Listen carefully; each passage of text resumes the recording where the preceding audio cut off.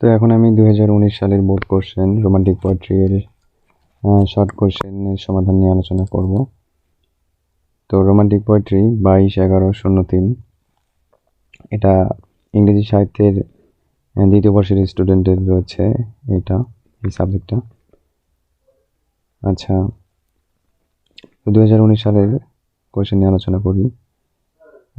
First question, Why does Shelley forbid men to mourn for Adonis? আচ্ছা, এটা 2015 সালে already দেওয়া হয়েছে, আগের ভিডিও দেখলে পেয়ে যাবেন। তারপর what do you know about a bionic hero, এটাও আগের ভিডিওতে দেওয়া হয়েছে, 2013 সালের ভিডিওতে দেওয়া হয়েছে এটা। আচ্ছা, how was the old sailor relieved of his curse? আচ্ছা,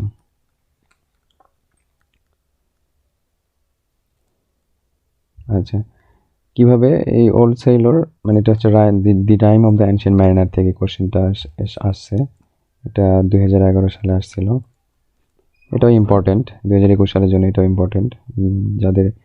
যারা পরীক্ষা দিবেন 2021 সালের, মানে সামনে 21 সালের পরীক্ষা তো আমাদের হবে 2023 সালে। 21 সালের পরীক্ষা হচ্ছে 2023 সালে, হ্যাঁ। তো 2023 সালের জানুয়ারির 9 তারিখে মেবি রোমান্টিক পোয়েট্রির পরীক্ষা রয়েছে। আচ্ছা, তো এটার অ্যান্সারটা দেওয়া এইরকম। The Rime of the Ancient Mariner is the story of an old sailor who killed an innocent albatross without any apparent reason. আচ্ছা, নির্দিষ্ট কোনো কারণ ছাড়া মানে অ্যালবাট্রসকে হত্যা করছে আর কি old sailor. After killing the albatross, the ancient mariner and his 200 companions had to suffer a lot. Their ship entered the Pacific Ocean and it remained motionless for want of wind and current. The sun shone hotly overhead. Their throats, মানে তাদের গলা, were so dry, খুবই শুকিয়ে ছিল, for want of drinking water, মানে খাবার পানির অভাবে, that they could not speak, এবং এতই যে শুকিয়ে গেছিল যে তারা কথা বলতে পারছিল না। His companions cursed him for their suffering and hung the dead albatross round his neck as a punishment. Ultimately, all his companions died, and he had to stay alone on the wide sea. One day, the old sailor saw some water snakes, which were bright green and black in color. They looked like flashes of golden light in moonlight. He was filled with love for them and blessed them unaware. At this, the dead albatross automatically fell from his neck and he was relieved of his curse. The next question, analyze Keats' conception of beauty and truth in Ode on a Grecian Urn. Ode on a Grecian Urn, এখানে কিটসের যে কনসেপশনটা, beauty এবং truth নিয়ে যে কনসেপশনটা, এটা analyse করতে বলছে। আচ্ছা, তো প্রথমে আমরা এই লাইনটা দিব, beauty is truth, truth beauty.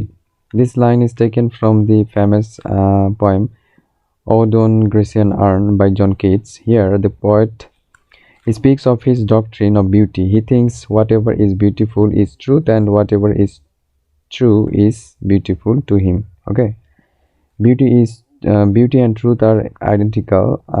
They are inseparable. They are the opposite backs of the same coin. One cannot exist without the presence of the other. Beauty lies in the real world of art. Truth stands for the real worlds as well as for the world of imagination. Beauty and truth are interrelated. Beauty is true and truth is in beauty. In fact, there is nothing real but beautiful and nothing beautiful but real. Okay, Keats considers beauty as the touchstone of truth. Acha. Write a short note on pantheism. Explain the following line. Our sweetest songs are those that tell of saddest thought. আচ্ছা, এটা 2017 সালেতেও এসেছিল, 2017 সালে write a short note on pantheism. আচ্ছা, এখন this is a stanza taken from Shelley's famous lyric to Skylark. The poet speaks of the superiority of the bird's song to man's. The poet here tries to explain why man cannot sing as happily as the bird. In Shelley's view, human songs lack the spontaneous joy which the bird songs possesses, and consequently, man fails to sing as rapturously as the bird. This is because man can never be truly happy. His joy of the present is shadowed by the sad or sweet memory of the past and the fear of uncertainty about the future. Happiness in human life is not permanent, it comes for a while and ultimately departs. But sorrow is ever present in human life. It is a conscious friend of human beings.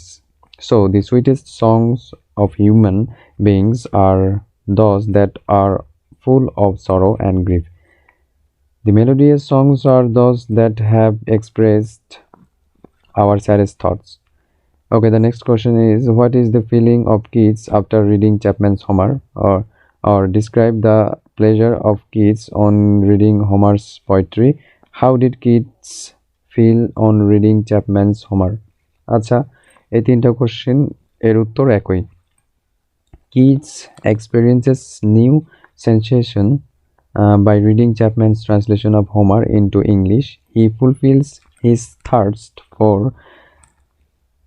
poetic beauty by going through it.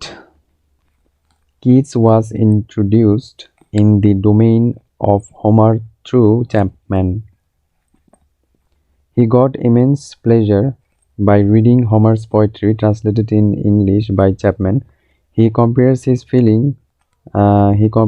feelings on reading Chapman's translation to those of an astronomer when he এখানে হিটা হচ্ছে the astronomer discovers a new planet. Okay. When an astronomer sees a new planet through his telescope, he becomes extremely excited for his new discovery. At that time, his joy knows no bounds. Again, Keats compares his feelings on reading Homer's poetry to those of the Spanish explorer Cortés, who discovered the Pacific Ocean. Cortés and his followers were filled with great wonder and could not express their feelings when they saw the Pacific Ocean. The next question is, treat Byron as a revolutionary poet and a poet of freedom. Byron was one of the proudest revolutionary poets and the poets of freedom and liberty in England.